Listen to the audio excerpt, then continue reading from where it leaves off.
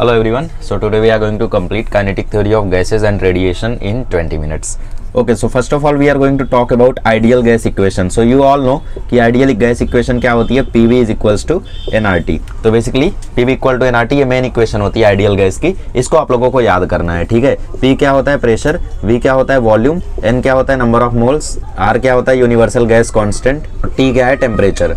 अब basically R universal gas constant है तो उसकी कुछ फिक्स वैल्यू भी होगी, तो वो होती है 8.314 जूल पर मोल केल्विन, और जूल की जगह अगर आप कैलोरी में रखोगे तो उसकी वैल्यू होती है 2. तो ये दो चीज़ों को आप लोग ध्यान रखना, जनरली हम लोग 8.314 को ही यूज़ करते हैं, ठीक है. Okay, so first of all हम लोग बात कर लेते हैं आइडियल गैस इक्वेशंस की. तो आप लोग ये तीनों लॉस को जानते होंगे. पहला होता है बॉयल्स लॉ, मतलब volume inversely proportional to pressure. तो बेसिकली इसको आप लोग P1 V1 equal to P2 V2 लिख सकते हो. जैसे बेसिकली आपसे इनमें कैसे क्वेश्चंस पूछेगा, जैसे यहाँ पे एक फ्लास्क है, यहाँ पर प्रेशर और वॉल्यूम इतना है, इसको कनेक्ट किया गया है दूसरे फ्लास्क से, ठीक है. अब यहाँ पर वॉल्यूम इतना है तो प्रेशर बताओ कितना हो जाएगा. तो बेसिकली इस इक्वेशन का यूज करके आप इसको सॉल्व कर सकते हो, ठीक है. दूसरा आता है चार्ल्स लॉ, जो कि कहता है volume is directly proportional to temperature. इसका मतलब वॉल्यूम अपॉन टेम्परेचर जो होता है वो कांस्टेंट होता है, तो इसका मतलब V1/T1 V2/T2 का इक्वल होगा. तीसरा होता है गेल-लुसेक लॉ, जो कि कहता है pressure is directly proportional to temperature. इसका मतलब P1/T1 इक्वल टू P2/T2 होगा. इसमें एक और आता है एवोगैड्रो हाइपोथेसिस, जो कि कहता है वॉल्यूम जो होता है वो डायरेक्टली प्रोपोर्शनल होता है नंबर ऑफ मोल्स के, ठीक है. तो ये तीनों या फिर चारों इक्वेशन आप जब कंबाइन करते हो तो आपको एक इक्वेशन मिलती है PV is directly proportional to NT. देखो ना, PV directly proportional to NT, ठीक है. कंबाइन करके देख लो, आपको यही मिलेगा. प्रोपोर्शनलिटी साइन हटेगा तो यहाँ पे एक कांस्टेंट आता है R, जिसको हम कहते हैं यूनिवर्सल गैस कांस्टेंट. तो बेसिकली हमें यहाँ से मिल जाती है अपनी आइडियल गैस इक्वेशन, जो कि होती है PV इक्वल टू nRT. ये सब उतने इंपॉर्टेंट नहीं है, एग्जाम में आएगा तो इसके ऊपर न्यूमेरिकल आएगा. आपको प्रेशर दिया रहेगा, वॉल्यूम दिया रहेगा, ठीक है, टेम्परेचर पता करने आपको बोल देगा, नंबर ऑफ मोल्स पता करने आपको बोल देगा. ऐसा डिफरेंट क्वेश्चन आ सकते हैं. अब यहाँ पे एक और चीज की जाती है, वो लोग क्या करते हैं, PV इक्वल टू nRT है. अब यहाँ पे N क्या है, N है नंबर ऑफ मोल्स. अच्छा, नंबर ऑफ मोल्स का फॉर्मूला जिसको नहीं पता है उसको बता दूं. नंबर ऑफ मोल्स का फॉर्मूला होता है मास अपॉन मोलर मास, ठीक है. नंबर ऑफ मोल का फॉर्मूला होता है मास अपॉन मोलर मास, ठीक है. मतलब किसी भी गैस का अगर आपको नंबर ऑफ मोल निकालना है तो उसका मास लो, उसके मोलर मास से डिवाइड करो, आंसर आ जाएगा, ठीक है. अच्छा, अब देखो नंबर ऑफ मोल्स का एक और फॉर्मूला होता है, जो कि होता है number of molecules upon Avogadro number, ठीक है. ये फॉर्मूला भी आपने कहीं ना कहीं सुना होगा, ये भी नंबर ऑफ मोल्स का फॉर्मूला होता है, ठीक है. अच्छा, तो इसमें हम लोग क्या करते हैं ना, ये जो स्मॉल n है आपका, इसको हम लोग रिप्लेस कर देते हैं n/n से. तो PV इक्वल टू क्या हो जाता है, कैपिटल N/n RT. अब ये n क्या है, एवोगैड्रो नंबर, इसकी वैल्यू कितनी होती है 6.022 × 10⁻23, ठीक है. R की वैल्यू भी कांस्टेंट है, N की वैल्यू भी कांस्टेंट है, तो इन दोनों को मिला के एक नया कांस्टेंट बन जाता है, जिसको हम लोग बोलते हैं बोल्ट्जमैन कांस्टेंट. रिप्रेजेंट किया जाता है KB से, ठीक है. तो इस बोल्ट्जमैन कांस्टेंट की यूनिट भी आप लोग निकाल लेना, ठीक है. ये आपका होमवर्क है, ओके. तो PV equal to N kVT, important है इसलिए बोला हूँ. तो KB क्या है आपका, बोल्ट्जमैन कांस्टेंट है. अब इस बोल्ट्जमैन कांस्टेंट की वैल्यू क्या आप लोग निकाल सकते हो, बिल्कुल निकाल सकते हो. R की वैल्यू डालो 8.314 और नीचे इसकी वैल्यू डालो एवोगैड्रो नंबर की, तो आपको वैल्यू कितनी मिल जाएगी. तो बेसिकली इसको आप डिवाइड करोगे तो आपको वैल्यू मिल जाती है 1.38 × 10⁻23. ये होती है आपकी बोल्ट्जमैन कांस्टेंट की वैल्यू, ठीक है. तो बेसिकली आपको एग्जाम में जो न्यूमेरिकल आते हैं वो इसके बेसिस पे आने के ज़्यादा चांस है, क्योंकि बेसिकली आपकी टेक्स्ट बुक में इसी के ऊपर सॉल्व एग्जाम्पल दिया हुआ है. अब देखो, अगर आपसे टेक्स्ट बुक में एक्सरसाइज के न्यूमेरिकल नहीं होते ना तो ज़्यादा टेंशन नहीं लेने का. क्या करने का, आपको सॉल्व एग्जाम्पल करके जाने का, ठीक है. क्योंकि सॉल्व एग्जाम्पल से भी क्वेश्चन आने के चांसेस रहते हैं, सॉल्व एग्जाम्पल से क्वेश्चन आने के ज़्यादा चांस रहते हैं, राइट. तो PV equal to N kVT, ये नई इक्वेशन हमारी. तो बेसिकली ये जो आइडियल गैस इक्वेशन है ना, ये सिर्फ आइडियल गैसेस पर वैलिड है. बट हमारे यहाँ क्या एग्जिस्ट करती है, हमारे यहाँ तो रियल गैसेस एग्जिस्ट करती हैं. तो इसमें एक कंडीशन आती है कि रियल गैसेस को अगर तुम लो प्रेशर या फिर हाई टेम्परेचर पर रखोगे तो वो बिहेव करती हैं एज एन आइडियल गैस. तो ये कंडीशन होती है, इसको याद कर लेना. एट लो प्रेशर और high temperature real gases behave as an ideal gas.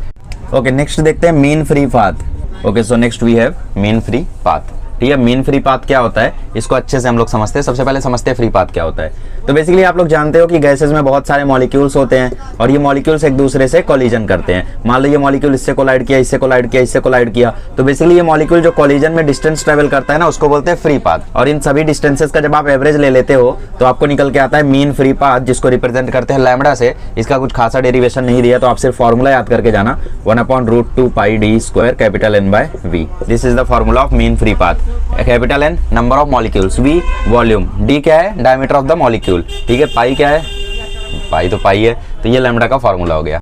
Okay, so now we are going to derive the formula for pressure of ideal gas. It is a very important derivation, so you should memorize it. ठीक है, इसलिए मैं derivation भी करा रहा हूँ. देखो हम लोग यहाँ पे मान लेते हैं क्यूब है हमारे पास और इसमें हमारे पास गैस के मॉलिक्यूल्स हैं. ठीक है, मान लो हमारा मॉलिक्यूल यहाँ है और ये ऐसे ट्रेवल कर रहा है vx वेलोसिटी से और इस क्यूब की लेंथ है l. ठीक है, और इस पर्टिकुलर गैस के मॉलिक्यूल का मास है m. ठीक है, तो हम लोग मान लेते हैं कि ये बेसिकली ऐसे चल रहा है और इस पर्टिकुलर वॉल पे इसका इफेक्ट आ रहा है. ठीक है, क्यूब के इस वॉल पे इसका इफेक्ट आ रहा है. अच्छा, तो हमें क्या निकालना है? हमें निकालना है प्रेशर. प्रेशर का फॉर्मूला क्या होता है? Force upon area. इसके लिए हमें क्या निकालना पड़ेगा? इसके लिए हमें निकालना पड़ेगा कि किस इस पर्टिकुलर वॉल पे कितना फोर्स लग रहा है और उस पर्टिकुलर वॉल का कितना एरिया है. तो उससे हमें पता चल जाएगा कि ये आइडियल गैस इस पर कितना प्रेशर लगा रहा है. ठीक है, अच्छा, तो फोर्स निकालने के लिए क्या करना होगा? हमें न्यूटन के सेकंड लॉ पे जाना पड़ेगा, जो कि कहता है force equal to change in momentum upon change in time. That is force is directly proportional to rate of change of momentum. ठीक है, ये न्यूटन का सेकंड लॉ था. अब चेंज इन मोमेंटम निकालना पड़ेगा, तो मोमेंटम का चेंज कैसे निकालते हैं? Final momentum minus initial momentum करके निकालेंगे. तो बेसिकली ये पहले आगे गया. ठीक है, तो इसका मोमेंटम कितना था? mvx.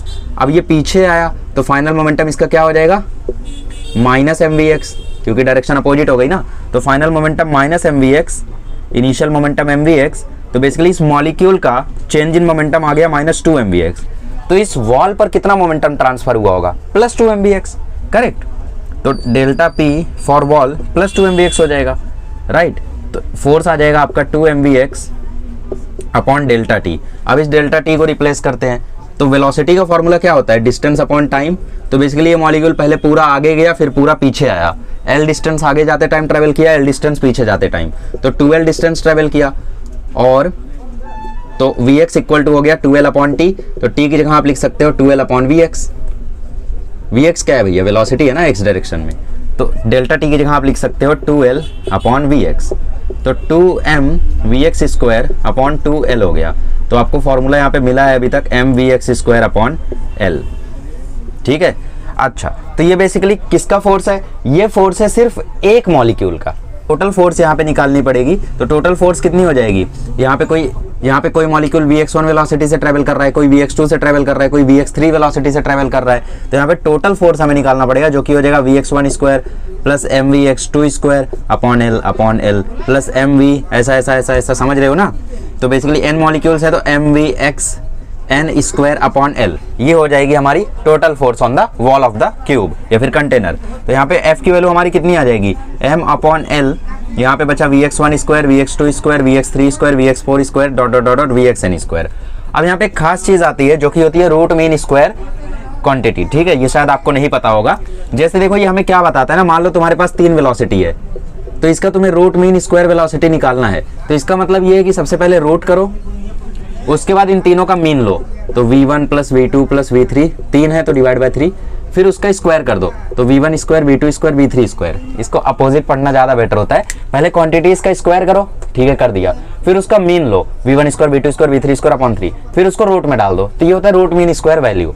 ठीक है, तो यहाँ पे जैसे 1 2 3 4 ऐसे n मॉलिक्यूल्स है, तो ऐसे ही सबका अगर हम लोग रूट मीन स्क्वायर वेलोसिटी लेंगे तो आएगा Vx1 square, Vx2 square, Vx3 square dot Vxn square upon capital N. क्योंकि यहाँ पे किसकी बात हो रही है? टोटल n मॉलिक्यूल्स की बात हो रही है. तो ये हो जाएगा Vrms का वैल्यू. ठीक है, और वो भी किस डायरेक्शन में? x डायरेक्शन में.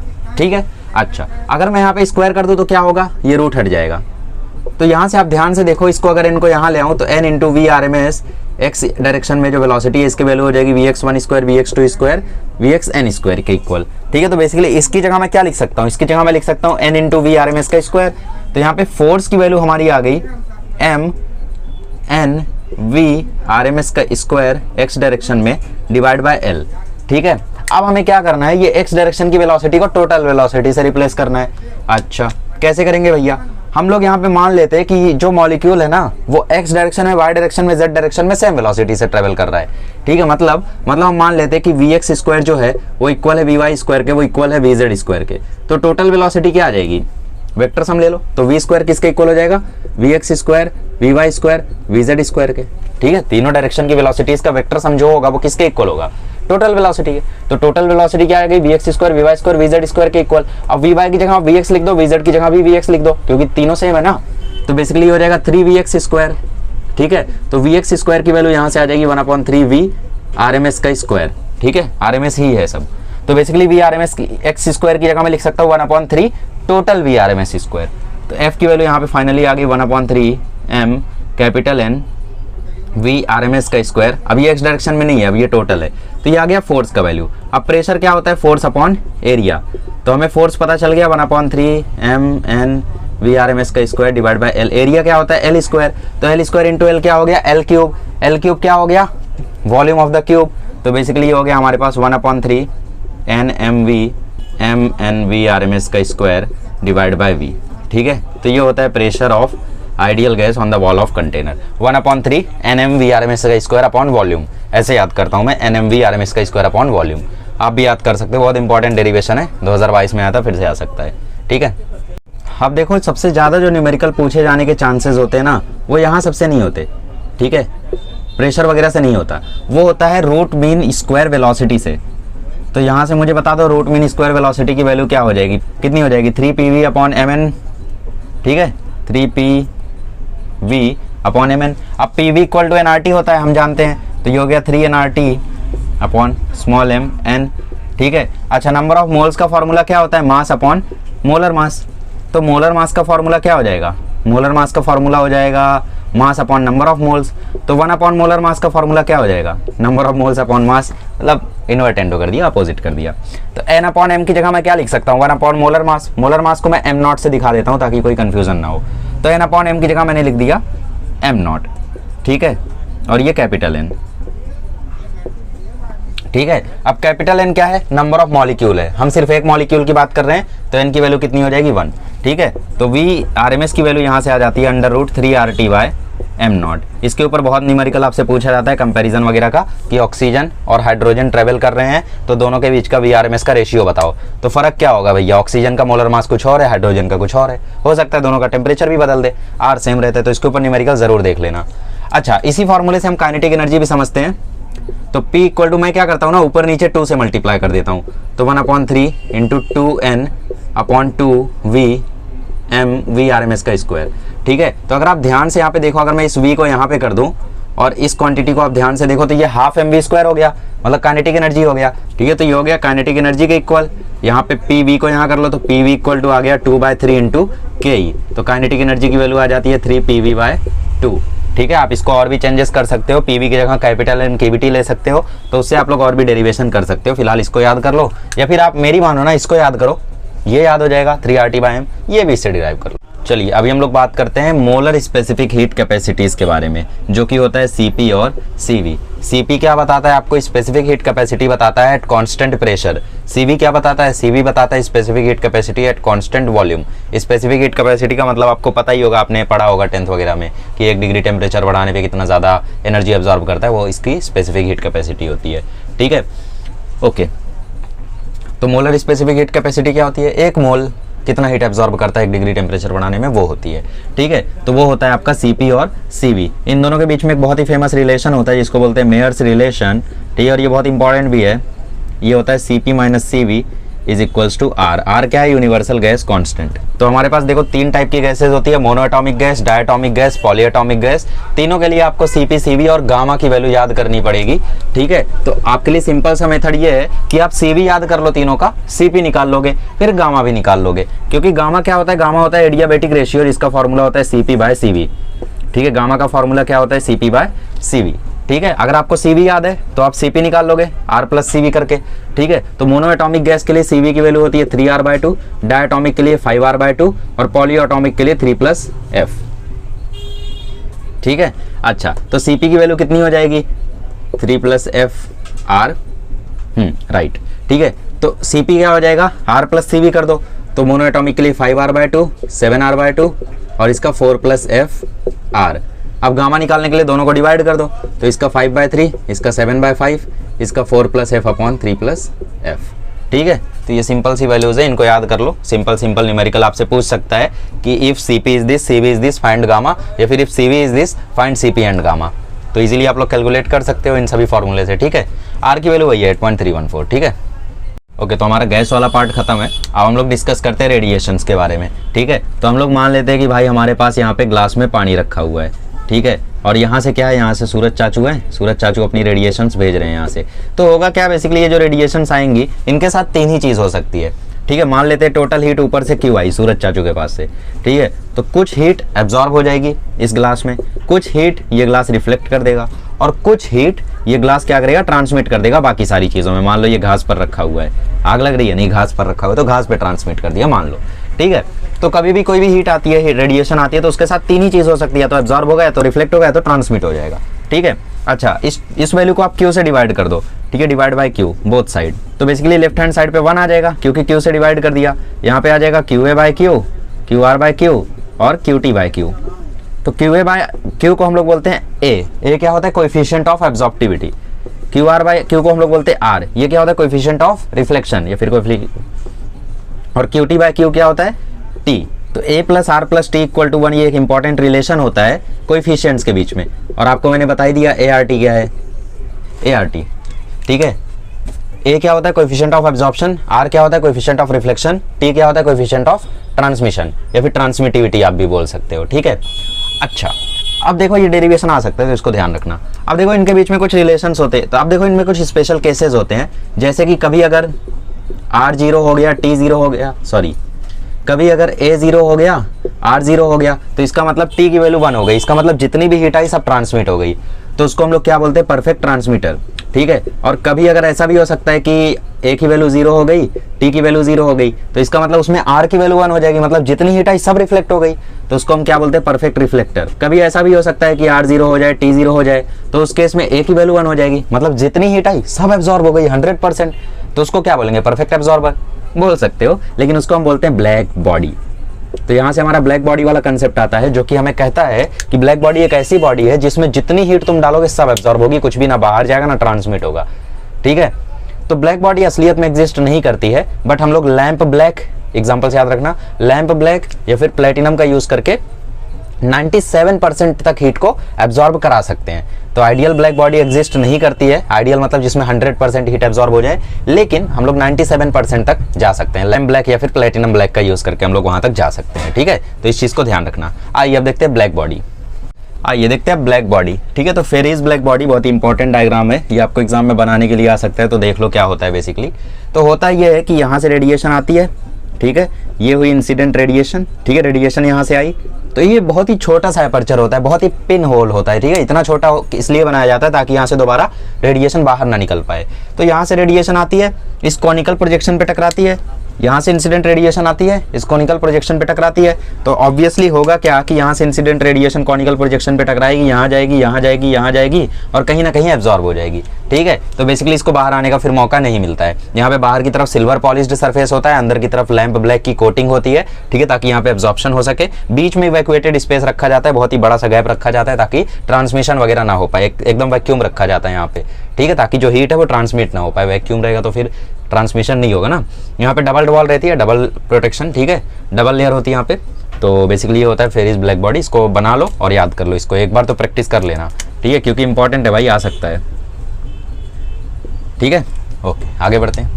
चलिए अभी हम लोग बात करते हैं एमिशन की, ठीक है। मान लो तुम्हारे पास यहाँ पे कोई बॉडी है जो कि बहुत ही ज़्यादा गर्म है, तो ऑब्वियसली इसमें से कुछ हीट रेडिएट होगी, ठीक है। तो कितनी हीट इसमें से रेडिएट होगी उसको हम मान लेते हैं क्यू। तो जो ये क्यू होता है ना, ये डायरेक्टली प्रोपोर्शनल होता है इसके सरफेस एरिया के इनटू कितने टाइम के लिए हीट रेडिएट हो रही है उसके। ऑब्वियस सी बात है भाई, जितना बड़ा सरफेस एरिया होगा उतनी ज़्यादा हीट रेडिएट होगी, जितने टाइम के लिए वो छोड़े रहोगे उतनी ज़्यादा हीट रेडिएट होगी वहाँ से, ठीक है। तो ऑब्वियस सी बात है और ठीक है, डायरेक्टली प्रोपोर्शनल है। अब ये प्रोपोर्शनैलिटी साइन हटती है तो यहाँ पे एक कांस्टेंट आता है आर, और इस आर को बोलते हैं एमिसिव पावर या रेडिएंट पावर, ठीक है, एमिसिव पावर या रेडिएंट पावर, ठीक है, दोनों बोल सकते हो आप लोग, ठीक है। तो इस आर का फॉर्मूला आ जाता है Q बाय AT, ठीक है, इजी। तो इसके ऊपर कुछ न्यूमेरिकल होंगे, देख लेना। अब देखो किरचॉफ लॉ क्या कहता है आपसे, किरचॉफ लॉ कहता है कि अगर कोई भी दो बॉडी थर्मल इक्विलिब्रियम में है तो उसका कोएफिशिएंट ऑफ एब्जॉर्प्शन और कोएफिशिएंट ऑफ एमिशन इक्वल होगा। तो किरचॉफ लॉ क्या कहता है, अगर कोई भी बॉडी थर्मल इक्विलिब्रियम में है जिसमें वो एब्जॉर्प्शन और एमिशन को कर रहा है, तो उसका कोएफिशिएंट ऑफ एब्जॉर्प्शन या पावर ऑफ एब्जॉर्प्टिविटी वो कोएफिशिएंट ऑफ एमिशन के इक्वल होगा, ठीक है, ए इक्वल टू ई, यही आपका किरचॉफ लॉ। डेरिवेशन नहीं आएगा बट इसके डेफिनेशन देख लेना। अच्छा, एक spectral distribution of black body करके एक ग्राफ दिया हुआ है, तो इस ग्राफ को आप लोग अच्छे से याद कर लेना, ठीक है, क्योंकि ये ग्राफ बनाने के लिए आपको एग्जाम में आ सकता है। इसमें वही बोलता है कि मैक्सिमम वेवलेंथ जो होती है वो कितने टेम्परेचर पर आती है, 5500 केल्विन। ये आपका रेडियंट पावर और वेवलेंथ के बीच में ग्राफ होता है, ठीक है, याद कर लेना और ज़्यादा कुछ इसमें करना नहीं है। चलिए, दो टॉपिक्स रह गए हैं। पहला है विन्स डिस्प्लेसमेंट लॉ, ये बताता है कि वो पर्टिकुलर वेवलेंथ जिसके लिए एमिसिव पावर ब्लैक बॉडी की मैक्सिमम होगी, वो मैक्सिमम वेवलेंथ इनवर्सली प्रोपोर्शनल होती है टेम्परेचर के। मैक्सिमम वेवलेंथ जो होती है, ठीक है, जिसके वजह से एमिसिव पावर ब्लैक बॉडी की मैक्सिमम हो सकती है, वो इनवर्सली प्रोपोर्शनल होती है टेम्परेचर के। ज्यादा दिमाग नहीं लगाना है, सिर्फ याद कर लो विन्स डिस्प्लेसमेंट लॉ क्या होता है, lambda max inversely proportional to temperature T, ठीक है। कहीं भी आपको विन्स कांस्टेंट, ठीक है, आप प्रोपोर्शनलिटी साइन हटाओगे तो यहाँ पे एक कांस्टेंट आता है जिसको बोलते हैं विन्स कांस्टेंट, और इस विन्स कांस्टेंट की वैल्यू होती है 2.897 इंटू 10⁻⁻3, ठीक है। अच्छा, तो लैम्बडा मैक्स की वैल्यू कहीं पर भी आपसे एग्जाम में पूछे या विन्स कांस्टेंट की वैल्यू दे दे तो समझ जाना यही फॉर्मूला लगाना है, ठीक है, स्मार्ट वर्क। एनीवेज, लास्ट आता है Stefan Boltzmann law. Stefan Boltzmann law क्या कहता है कि जो रेडियंट पावर है ना, जो हमने आर निकाला था थोड़ी देर पहले, Q/AT, वो डायरेक्टली प्रोपोर्शनल होता है एब्सोल्यूट टेम्परेचर की पावर 4 के, ठीक है।